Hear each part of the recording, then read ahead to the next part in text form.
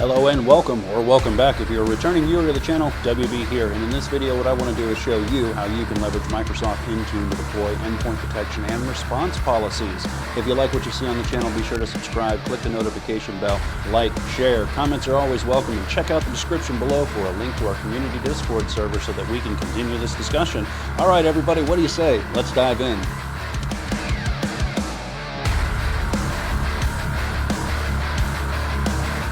All right, everybody, here we are on my Windows desktop, and we are logged into the Intune Admin Center. And to create one of the endpoint detection and response policies, we're going to navigate halfway down the list here to the endpoint security blade.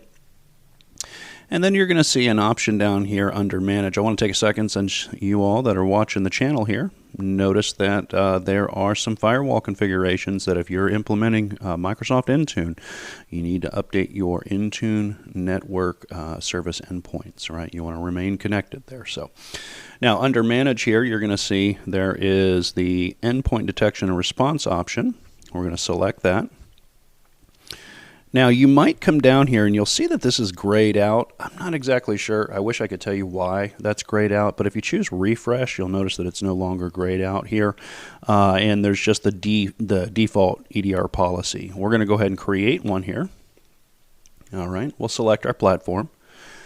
And for us, we're going to go ahead and we're going to select Windows, and then we only have one profile here. So it makes it kind of easy on what we're selecting, right? We'll choose create. And we're going to go through our basic wizard, and I'll define and kind of talk about some of the configuration settings that we'll see here. I'm going to go ahead and call this West US Device EDR, 001. All right, just for me, my naming convention, so it makes sense to me. I'm going to assign this to my West US branch. And again, it's a device policy, so I can see that, and I can see it's an endpoint detection and response policy, and this is the first one here. And then I'll choose Next. Now notice it's telling you, hey, you're going to have to at least configure one of these. That's okay. So let's talk about each one of these, right? So let me zoom in here. So we're going to choose Microsoft Defender for endpoint client configuration package type, right? Now, what does this do for us, right? Well, it allows us the ability to really do almost advanced attack detections, and it gives us really near real-time actions that we can perform. All right, and if we choose down, and it asks us what configuration package, we'll choose onboard. And then we have our onboarding device, and again, remember, you can always select these, right? And you can walk through what these do, and you can see setting the Windows Defender Advanced Threat Protection onboarding blob and initiating onboarding to Windows Defender Advanced Threat Protection.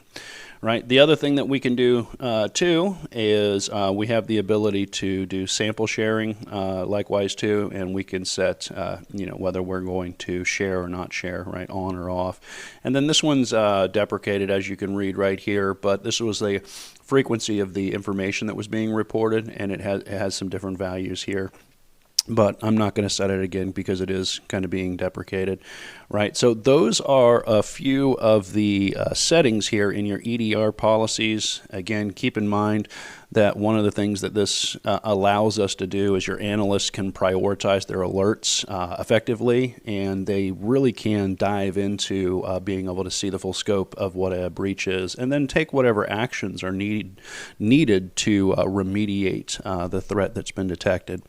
Then we'll choose Next here, and we got our scopes. And again, if you're applying scope tags, remember you can delegate administrative privileges to this policy here. But we're going to go ahead and choose Assignments now. And here's where we can add our group, and I'm going to add our West US devices here.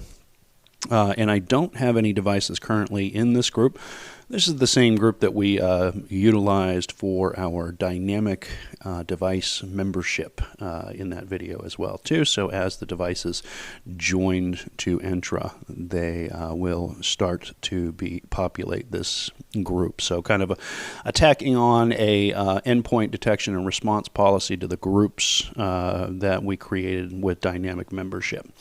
All right, and then we'll go ahead and choose next once we have our assignments and we get our review summary page, again, that we can review. If we need to make any changes, we can. Notice that it's validating it as we go through, and we choose Save.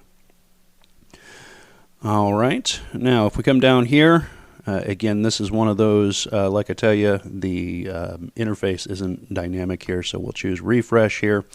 And if it doesn't show up, there it is. There, it showed up, right? And we can look at our policy here. Right, and we can see it's a device configuration policy and see the device and user check-in status. We could generate a report. We also got the ability to see per settings status as well. And then we can view the properties of it, and if we need to make any changes, we can make changes. We can also see the current configuration settings as well, too.